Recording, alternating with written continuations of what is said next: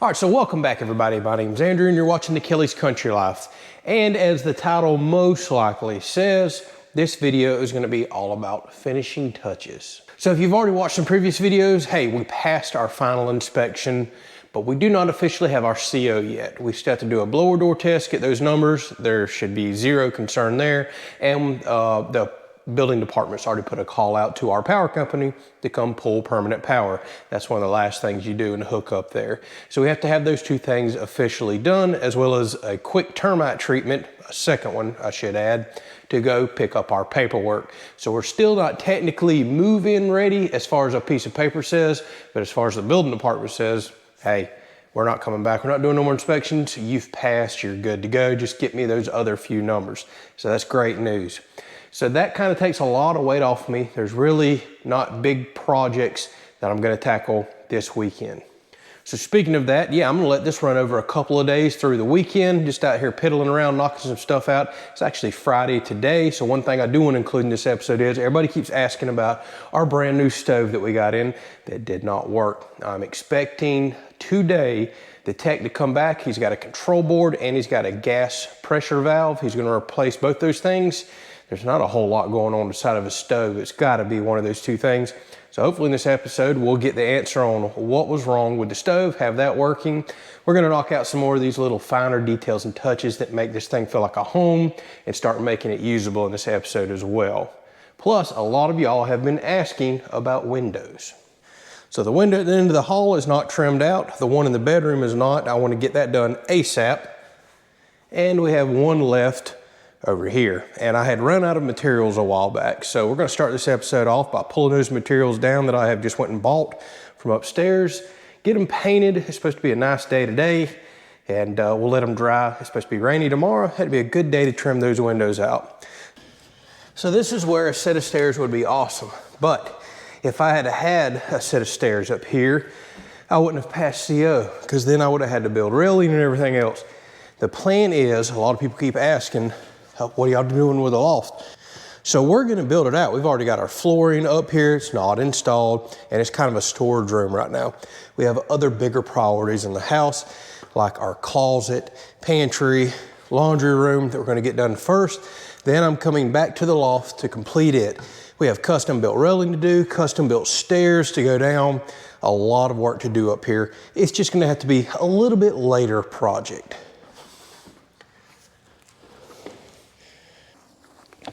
All right, so good news, telephone just rang, and the repair tech is way ahead of schedule on the way out here to take a look at our stove.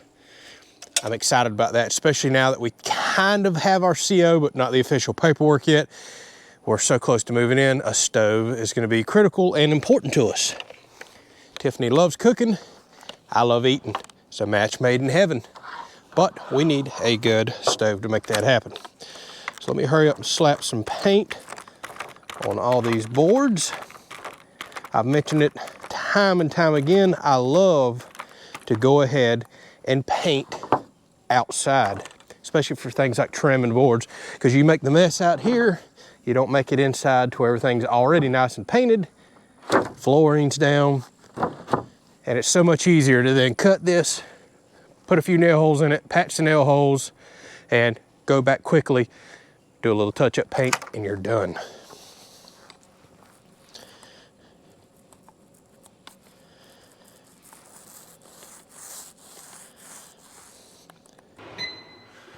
Well, the repair tech just left. Excellent news. We have a working stove. So right now I'm burning out the packing oil and other odd smells that come in brand new stoves like this, running up several hundred degrees and venting everything outside. So what was it? Turns out it was I think it's called a DSI or digital spark ignition control board that's up in here. It's a relatively large control board there that sends spark and also controls those solenoids that are on that gas valve, what I was really thinking was a problem. And it turns out, yeah, the solenoids were not activating. That was a problem, but it wasn't the problem. The control board was sending a very, very weak signal down to them. That's why you could barely hear them engage. Now, whenever you start this, you hear a loud audible snap and click, which is the solenoid down there opening up that gas port. There's two of them. So it depends on if you're using the broiler burner or the convection or standard oven burner tube that's down low. It opens up a corresponding solenoid. But now, instant spark, instant light, and a loud audible click. So something was wrong with that previous control board. We looked at it, no burnt traces, nothing burnt up on it. It's just one of those things. But replaced for free, covered under warranty, thank goodness, because some of the other parts, it could have been the main control board or the gas valve. Well, one of those was on a 3-month back order. So I was so nervous the whole time he was taking this apart to put that piece in. I was thinking, with the luck that I've had here lately, this piece isn't gonna fix it. Fired right up. So we now have a working stove. Very excited about that. Let's jump into something else. One of the next things I'm gonna knock out is put up a mirror. Now, we purchased this sink from Lowe's. They had a killer sale on it. This is a Style Selections 36-inch sink and vanity combo. So it comes with this, the solid top, the combo that you can see down here, vanity with the drawers. Tiffany really wanted some drawers. And it also came with a mirror. And here's the kicker. All this was on sale for $199. Now, yes, you get what you pay for. Nothing high-end about any of this, but $199 for a top, the vanity, and a mirror, sign me up. I'm all about saving some money if we can. So I've got to mount this mirror. I do not like drywall anchors for nothing. So we're gonna find some studs in the wall here and mount the mirror to some actual wood. All right, so I made a center line reference mark, which we're just gonna center it up with a light here, and I measured over to where my two studs are. That's where I'm going to actually mount the little hangers on the back side of this mirror. I'll find dead center here like I did over there. I know to go over 8 7/8 this direction. And 3 inches this direction.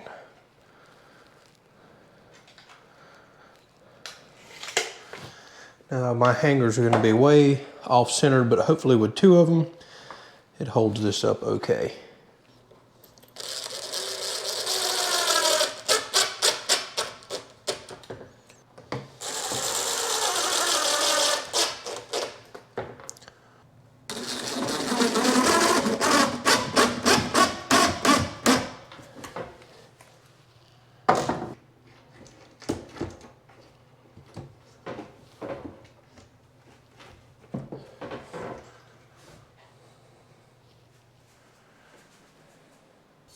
So the reason I spaced the mirror up so high is, 1, I want the mirror closer to the center of my eyesight. It just looks better.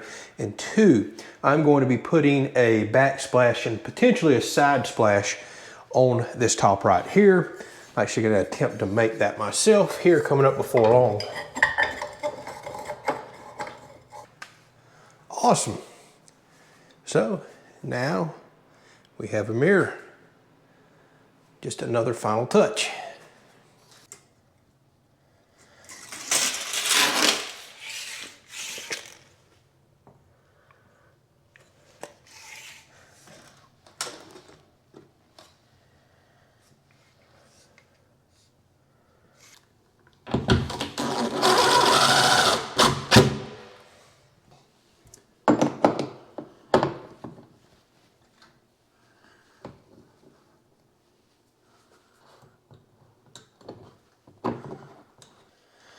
All right, another item off the list. So this now makes the 3rd time ever that we have bought a king-size mattress off of Amazon. That blew my mind the first time I seen that happen. I said, how on earth are you getting a king-size mattress through the mail? Well, it is absolutely possible. Well, at least with a memory foam mattress.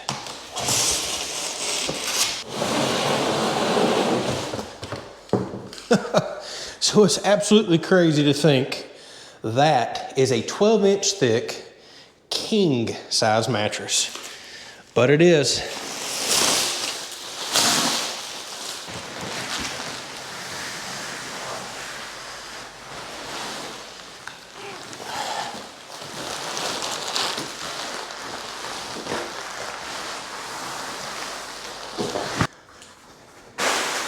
Now here's the part where things get interesting.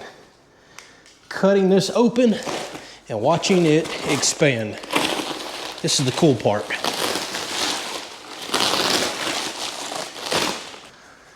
Now it'll take a good 24 hours for this to fully expand, but as you can see, it's already puffing itself up.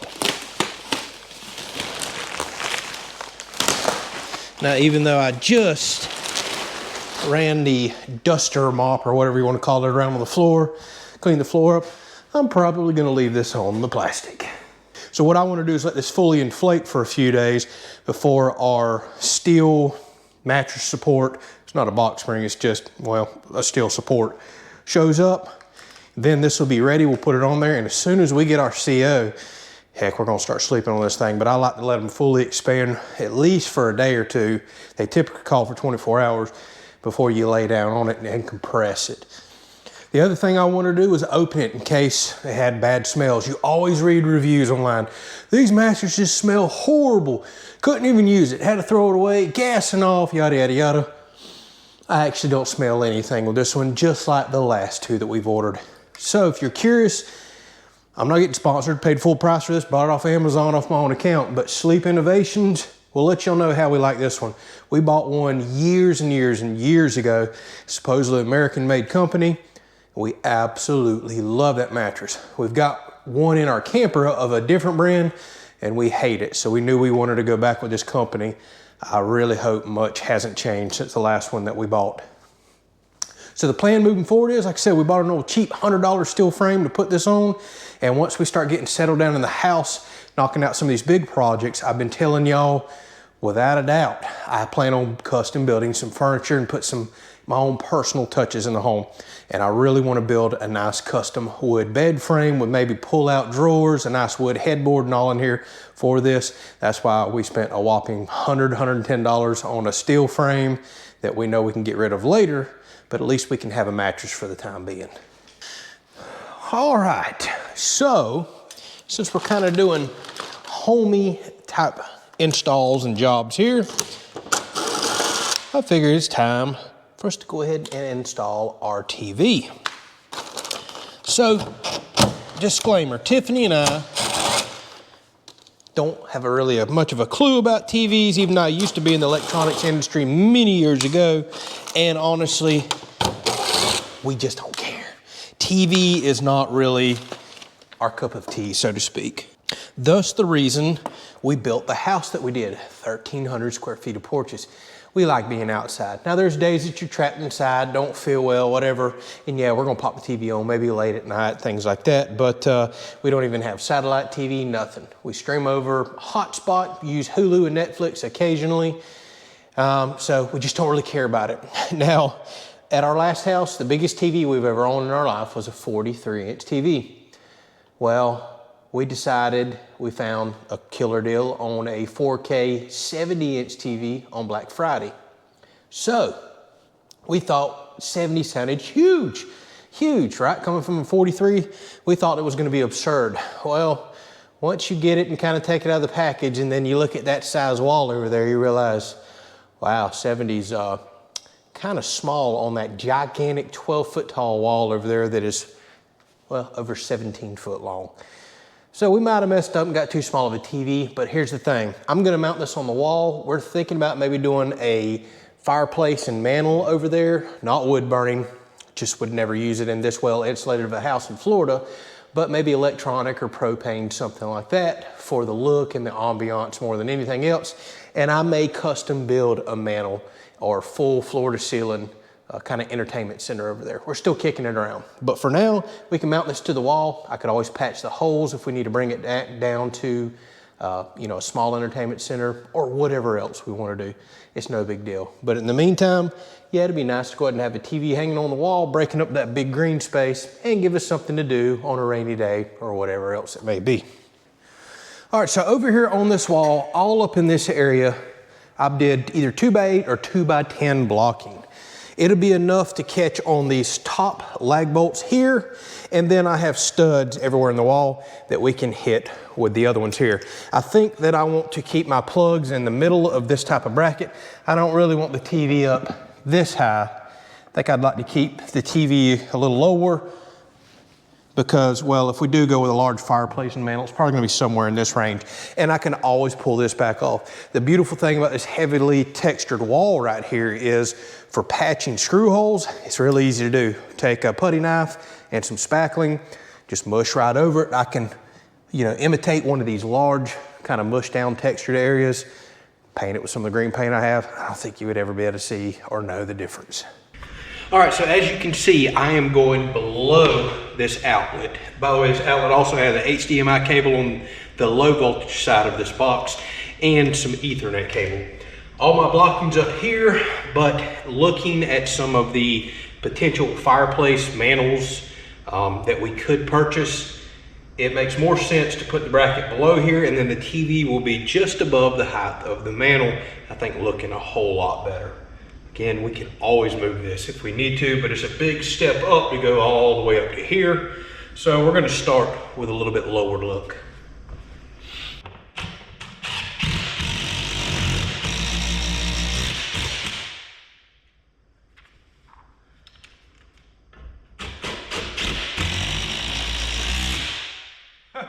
Yeah, that definitely pulled in some wood. It's bending the metal.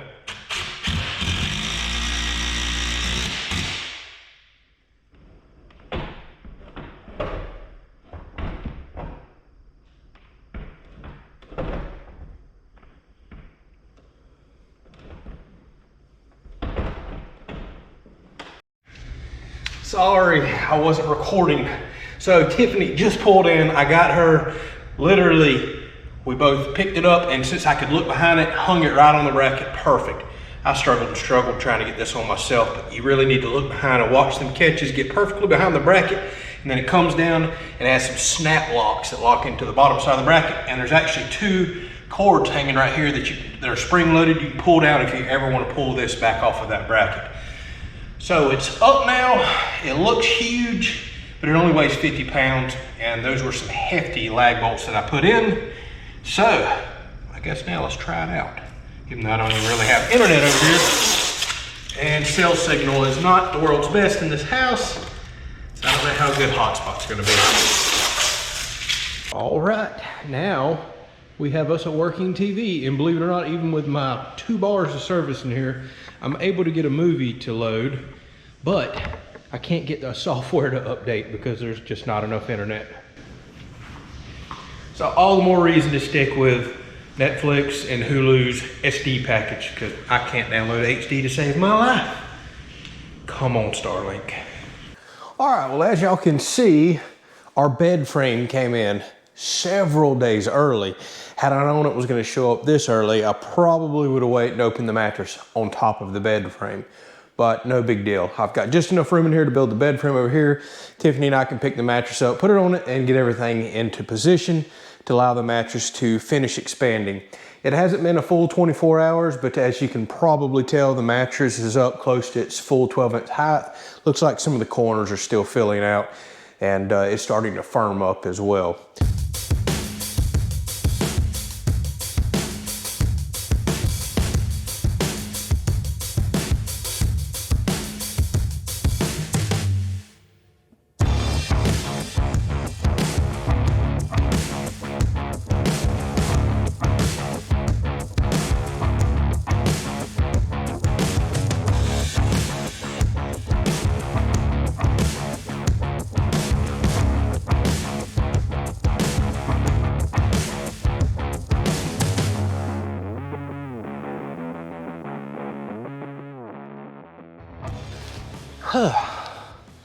So yeah, that actually went together unbelievably quick. I mean, really quick.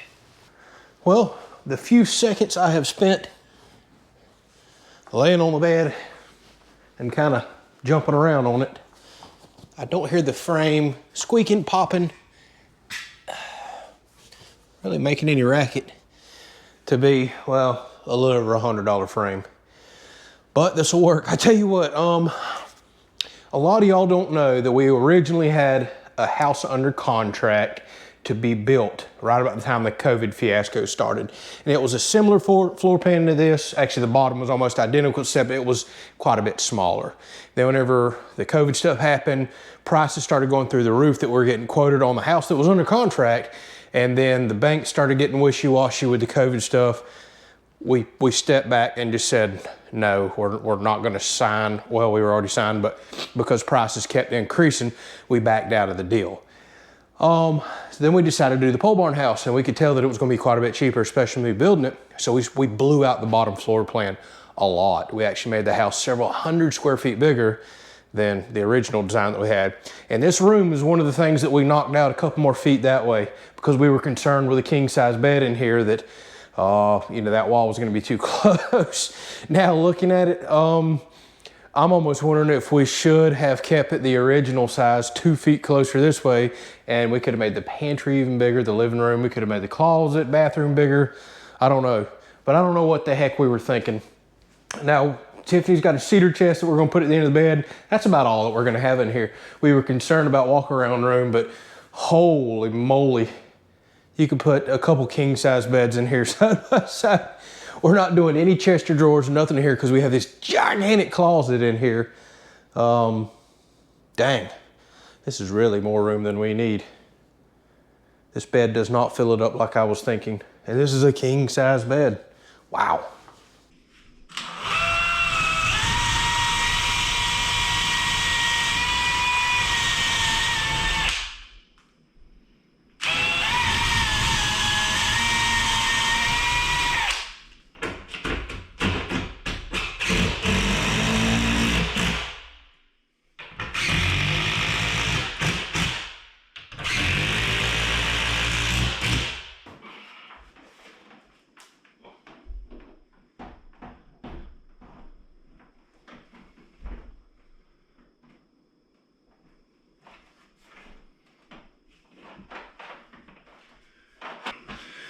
All right, well, this is a very old school TV. I mean, we had this at our last house. We've had it for years and years and years. This was the biggest TV we've ever owned up until that 70-inch we had in our living room. I think this is, you know what, I kept calling it a 43. I think this is a 37. Eventually we'll upgrade it in here. I honestly don't even know why we have a TV in the bedroom. I bet it's been 10 years since we've watched TV in a bedroom.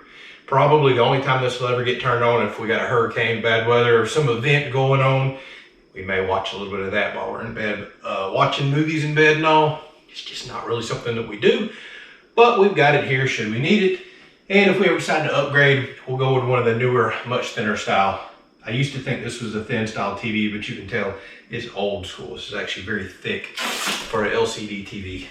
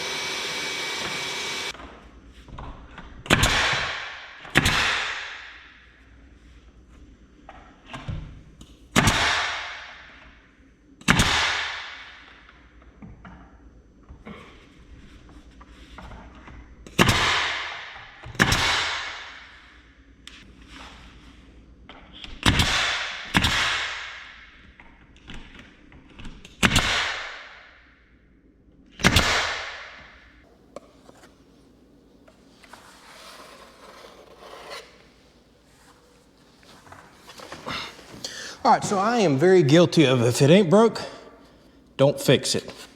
And by that, I mean I have always patched seams and nail holes with caulking.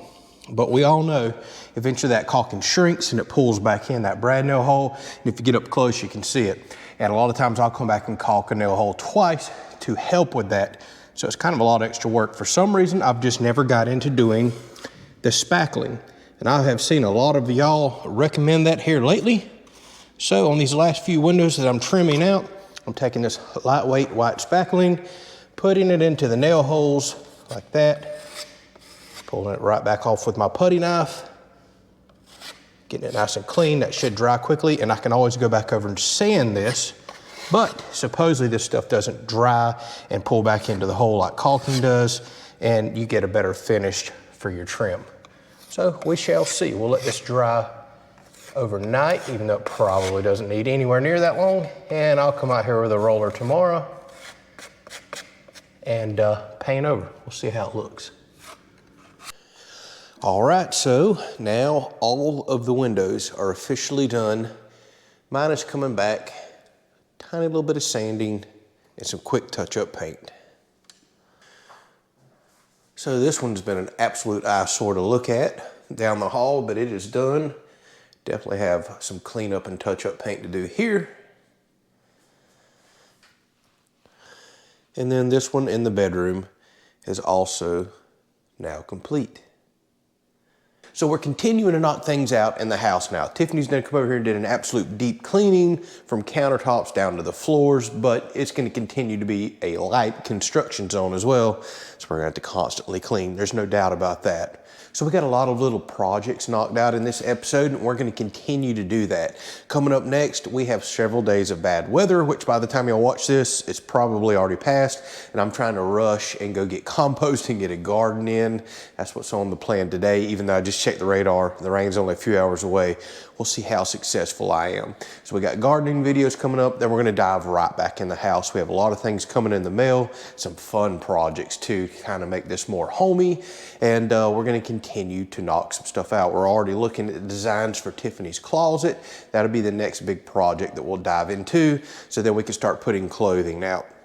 Now, I just ran by the power company yesterday, and they have not received notice yet to get me on their schedule for permanent power. So I had to kind of go back and forth with the building department there, but they should have that notice by now. But they did inform me that they are a few weeks out on pulling permanent power to homes. That's how busy their schedule is. So many people are building. So that was kind of bad news to hear. That may push us right up to our insurance deadline on getting that CO. Other than that, I'm still working with 2 other people for other finalized appointments in the house and waiting on a couple of things in the mail to show up to kind of finalize what was found in those inspections.